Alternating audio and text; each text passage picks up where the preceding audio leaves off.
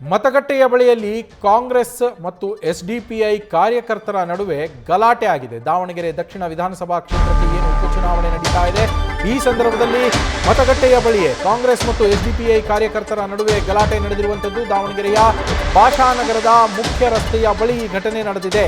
ಪೊಲೀಸರ ಎದುರಲ್ಲಿಯೇ ತಳ್ಳಾಟ, ನೂಕಾಟವನ್ನು ಕೂಡ ಕಾರ್ಯಕರ್ತರು ನಡೆಸಿದ್ದಾರೆ. 200 ಮೀಟರ್ನ ಹೊರಗಡೆಗೆ ಟೇಬಲ್ ಹಾಕಿದ್ರು ಎಸ್ಡಿಪಿಐ ಚುನಾವಣಾ ಏಜೆಂಟ್ಗಳು. ಕಾಂಗ್ರೆಸ್ ಮುಖಂಡರು ಈ ಟೇಬಲ್ನ ಕಿತ್ತು ಹಾಕಿದ್ದಾರೆ ಅನ್ನೋದು ಆರೋಪ. ಈ ಹಿಂದೆ ಪೊಲೀಸರ ಮೇಲೆ ಕೂಡ ಹಲ್ಲೆಯನ್ನ ಗೈದಿದ್ದಂತಹ ಹುಸೇನ್ ಅನ್ನುವಾತನ ವಿರುದ್ಧ ಈ ಆರೋಪ ಕೇಳಿ ಬಂದಿರುವಂಥದ್ದು. ಈ ಸಂದರ್ಭದಲ್ಲಿ ಅಲ್ಲಿ ಮಾತಿಗೆ ಮಾತು ಬೆಳೆದು ನಂತರ ತಳ್ಳಾಟ, ನೂಕಾಟವೇ ನಡೆದಿದೆ. ಎಸ್ಡಿಪಿಐ ಹಾಗೆ ಕಾಂಗ್ರೆಸ್ ಕಾರ್ಯಕರ್ತರ ನಡುವೆ ನಡೆದಿರುವಂತಹ ಕಿತ್ತಾಟ, ಅದರ ದೃಶ್ಯಗಳನ್ನು ಕೂಡ ಗಮನಿಸ್ತಾ ಇದ್ದೀರಾ.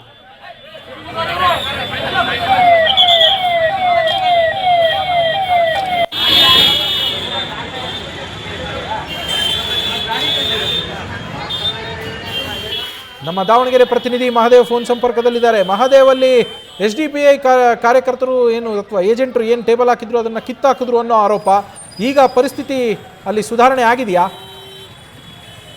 ನವೀನ್, ಏನು ಬೆಳಗ್ಗೆಯಿಂದ ಮಧ್ಯಾಹ್ನದವರೆಗೂ ಶಾಂತಿಯುತವಾಗಿ ಮತದಾನ ನಡೀತಾ ಇತ್ತು. ಈ ಒಂದು ಸಮಯದಲ್ಲಿ ಪೊಲೀಸರು ಕೂಡ ಎಲ್ಲರನ್ನ ಬಂದಿರುವಂತಹ ಸೇರಿರುವಂತಹ ಜನರನ್ನ ಚದರಿಸಿ ವಾಪಸ್ ಕಳಿಸುವಂತ ಕೆಲಸವನ್ನು ಮಾಡ್ತಾ ಇದ್ರು. ಇನ್ನು ಈ ಏನು ಒಂದು ಪಕ್ಷದ ಏಜೆಂಟರು ಅಥವಾ ಅಭ್ಯರ್ಥಿಗಳ ಪರವಾಗಿ ಬಂದಂತ ಏಜೆಂಟರು ಒಂದು ಟೇಬಲ್ ಅನ್ನು ಹಾಕಿ ಅವರಿಗೆ ಮಾಹಿತಿಯನ್ನು ಕೊಡೋದು, ತಮ್ಮ ಮತದಾರರು ಯಾರಿದ್ದಾರೆ ಪಟ್ಟಿಯನ್ನು ಲಿಸ್ಟ್ ಮಾಡಿ ಯಾವ ಬೂತ್ಗೆ ಹೋಗ್ಬೇಕನ್ನೋ ಮಾಹಿತಿಯನ್ನು ಕೊಡುವಂತ ಕೆಲಸವನ್ನ ಅವ್ರು ಮಾಡ್ತಾ ಇದ್ರು. ಈ ಒಂದು ಸಮಯದಲ್ಲಿ ಎಸ್ಡಿಪಿಐ ಕಾರ್ಯಕರ್ತರು 200 ಮೀಟರ್ ಆಚೆ, ಅಂದ್ರೆ ಅದು ಚುನಾವಣಾ ರೂಲ್ಸ್ ಪ್ರಕಾರನೇ ಅವರು 200 ಮೀಟರ್ ಆಚೆ ಹಾಕಿ ಎಲ್ಲರಿಗೂ ಮಾಹಿತಿ ಕೊಡುವಂತ ಕೆಲಸವನ್ನ ಮಾಡ್ತಾ ಇದ್ರು.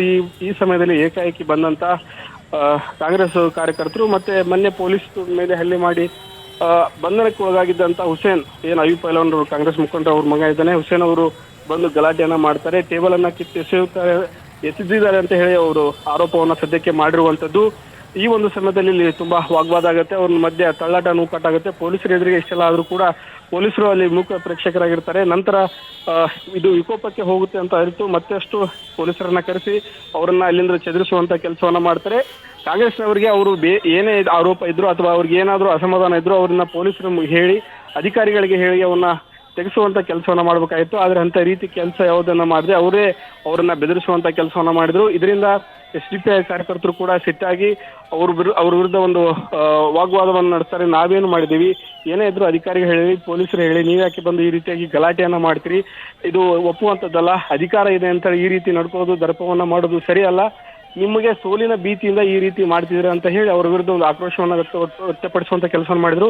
ನಂತರ ಪೊಲೀಸರು ಇದು ವಿಕೋಪಕ್ಕೆ ಹೋಗುತ್ತೆ ಅಂತ ಇತ್ತು. ಹೆಚ್ಚಿನ ಬಂದೋಬಸ್ತನ್ನ ಪೊಲೀಸರನ್ನ ಕರೆಸಿ ಅವರನ್ನ ಎಲ್ಲರನ್ನೂ ಏನು ಗುಂಪಾಗಿ ಸೇರಿರುವಂತ ಜನರನ್ನ ಅಲ್ಲಿಂದ ಕಳಿಸುವಂತ ಕೆಲಸವನ್ನು ಮಾಡಿದ್ರು. ಇದುವರೆಗೂ ಅದ್ರ ಬಗ್ಗೆ ಯಾವುದೇ ರೀತಿಯಂತ ದೂರು ನೀಡೋದಾಗ್ಲಿ ಅಥವಾ ಪ್ರಕರಣ ದಾಖಲಾಗುವಂತ ಕೆಲಸ ಇದುವರೆಗೂ ಆಗಿಲ್ಲ. ಪರಿಸ್ಥಿತಿ ಸದ್ಯಕ್ಕೆ ಶಾಂತವಾಗಿರುವಂತದ್ದು. ಮತ್ತೆ ಎಂದಿನಂತೆ ಮತದಾನ ನಡೀತಿರುವಂತದ್ದು. ಹೆಚ್ಚಿನ ಸಂಖ್ಯೆಯಲ್ಲಿ ಜನರು ಬಂದೇ ಬರ್ತದ್ರೆ ಅವ್ರನ್ನ ಇನ್ನೂ ಪೊಲೀಸರು ಅವ್ರನ್ನ ಕಂಟ್ರೋಲ್ ಮಾಡೋಕ್ಕೂ ಕೂಡ ಹರಸಾಹಸ ಪಡ್ತಾನೆ ಇರುವಂತದ್ದು. Naveen, thank you Mahadev. News first, ನಿರ್ಭೀತಿಯಿಂದ ನಿಮ್ಮ ಪರವಾಗಿ.